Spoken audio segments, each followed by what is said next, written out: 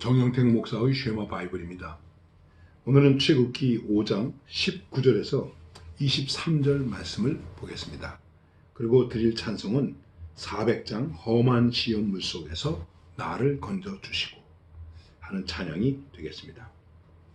이스라엘 자손의 패장들이 너희의 매일 만드는 벽돌을 조금도 감하지 못하리라 함을 듣고 화가 몸에 미친 줄 알고 그들이 바로를 떠나 나올 때에 모세와 아론이 길에 선 것을 만나 그들에게 이르되 너희가 우리로 바로의 눈과 그 신하의 눈에 미운 물건이 되게 하고 그들의 손에 칼을 주어 우리를 죽이게 하는도다.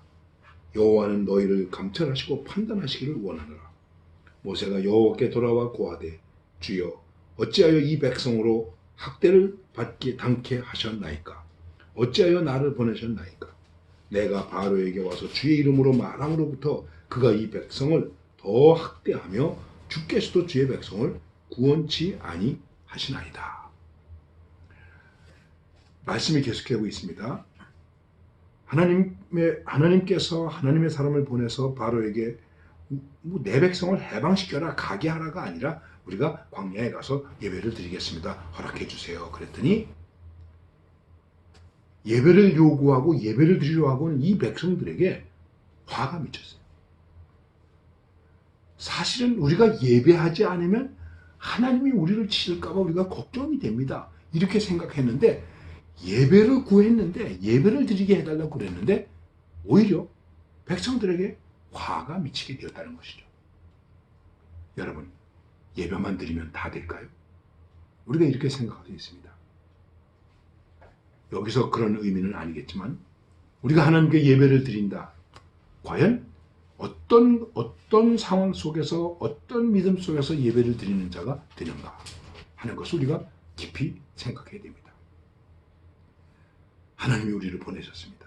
하나님이 약속하셨습니다. 하나님이 이 백성을 찾으십니다. 하나님이 이 백성을 구원하십니다. 하나님이 이 백성을 돌보십니다. 기억하십니다. 얼마나 힘있고 용기가 되는 말씀입니까?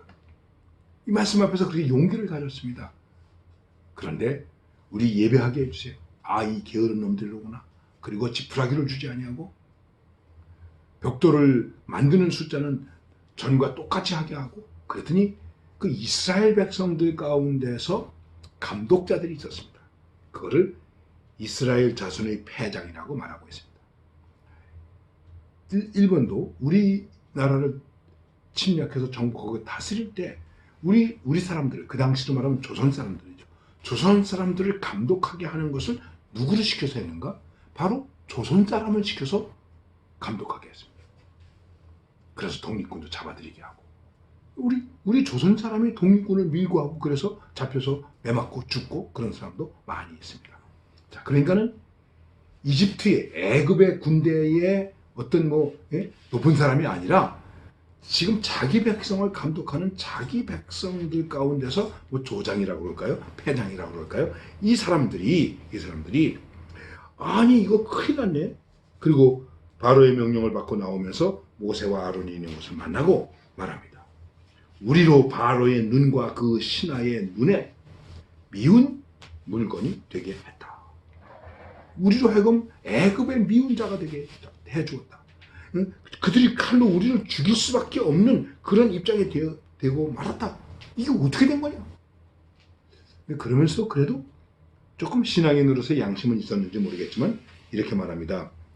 여호와는 너희를 감찰하시고 판단하시기를 원하노라. 자, 하나님이 보내셨다고 그랬는데 하나님께서 여러분을 판단해 주기를 원합니다. 우리가 하나님 앞에서 미움받는 건 고사하고 애굽 사람의 미운 물건이 되었습니다. 우리가 예배자가 되었다. 예배 드려야 됩니다. 난 예배 드리는 일 때문에 그럴 때 과연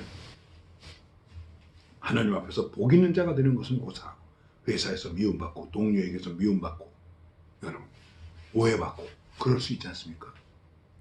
자, 그런데 오늘 말씀 속에서 또 한 가지 걱정이 되는 것은 뭐냐 하면은 모세가 여호와께 돌아와서 뭐라고 말하냐면 여호와여 어찌하여 이 백성으로 학대를 받게 하시나이까? 어찌하여 나를 보내셨습니까? 내가 바로에게 와서 주의 이름으로 말함으로부터 그가 이 백성을 더 학대하며 주께서도 주의 백성을 구원치 아니하시나이다. 하나님 어찌해서 나를 보냈습니까? 어찌해서 이렇게 말하게 했습니까? 내가 하나님 말씀 전함으로 인해서 이 백성이 학대를 받게 되었습니다. 구원은커녕 오히려 학대를 받게 되었습니다. 여러분, 이러한 문제에 대해서 우리가 사실 어떻게 받아들이고 해석해야 되겠습니까? 어찌하여 나를 보내셨나이까? 말씀대로 했음에도 불구하고 구원치 않으십니까? 부르짖게 되었습니다. 하나님의 말씀에 순종했는데, 예배를 구했는데 이렇게 되었습니다. 그는 아주 하나님 앞에 자신의 비통함을 드러내놓고 이렇게 부르짖어 지금 기도하고 있는 것입니다. 이것은 하나님 앞에서 갖는 간절함도 있지만 어찌 생각해 보면 하나님의 사람으로서 고백할 수밖에 없는 자신의 무능함, 도울 힘이 없는 모습, 그리고 한계, 이런 것에 대한 스스로의 탄식이라고도 할 수 있을 것입니다. 여러분, 그렇습니다. 우리가 하나님의 일을 한다고 하면서 어찌하여 이렇게 하십니까? 저는 감당할 수도 없는데, 이런 어려운 상황도 있다는 것이죠. 아주 오래전 일입니다. 제 친구 가운데 전사님 한 분이 난지도에, 난지도가 그 당시에 이 오물 수거장이었는데, 쓰레기 수거장이었는데, 거기 판자촌에서 교회를 세우고 학교를 하면서 아이들을 가르치고 그랬습니다. 근데 그분이 그때 신학생이었어요. 신학교를 다니는데, 학부를 다니고 있었는데, 한번 거기를 방문하고 와서 자꾸만 하나님의 소명이 거기에 들리는 거예요. 저 불쌍한 아이들, 저 가난한 아이들, 저 아이들 어떻게 하면 좋겠는가? 하나님 앞에 그가 부르짖었습니다. 주님, 왜 보여주셨습니까? 왜 보여주십니까? 나는 할 수도 없고 돈도 없고 갈 힘도 없고 학교 다녀야 되고 나는 약하고 아무것도 할 수 없는데 왜 이런 걸 보여주십니까? 그리고는 결국은 그리로 들어갔어요. 그리고 일하다가 과로로 몸 아프고, 그래서 학교도 졸업하지 못하고 그는 그만 이 세상을 떠나 하나님 품으로 가고 말았습니다. 그때 동료들, 가르치던 교수님들 다 낙심했었습니다. 그 내용을 중심으로 해서 쓴 책이 있는데, 아주 오래전 책인데, 김기복 목사님이라고 하신 분이 쓰신 뚝방마을이라고 하는 책이 바로 그 얘기를 하고 있는 것입니다. 우리는 그런 경우가 있습니다. 나의 무능함을 나타낼 수밖에 없고 고백할 수밖에 없고 탄식할 수밖에 없는 그런 상황도 있을 수 있다고 하는 것입니다. 이런 점을 우리가 생각해야 돼요. 아, 내 주여 어찌하오리까? 이렇게 부르짖을 수밖에 없는 경우도 있다고 하는 것입니다. 우리의 신앙생활 속에서 이 점을 깊이 생각해야 돼요. 요셉, 복받은 사람입니다. 형통한 사람입니다. 총리 대신이 된 사람입니다. 그러나 그 사람도 웅덩이에 빠질 때가 있었습니다. 팔려갈 때가 있었습니다. 노예가 되었습니다. 감옥에 가 있을 때가 있었습니다. 그도 뭐라고 그랬겠습니까?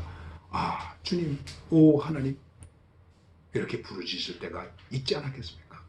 오늘 우리의 상황 속에서도 그럴 수 있을 것입니다. 그렇더라도 우리는 예배하는 자로, 믿음을 가지는 자로 하나님께서 판단하시고 하나님께서 채우시고 하나님께서 인도하시리라고 하는 확신을 가지고 살아야 됩니다.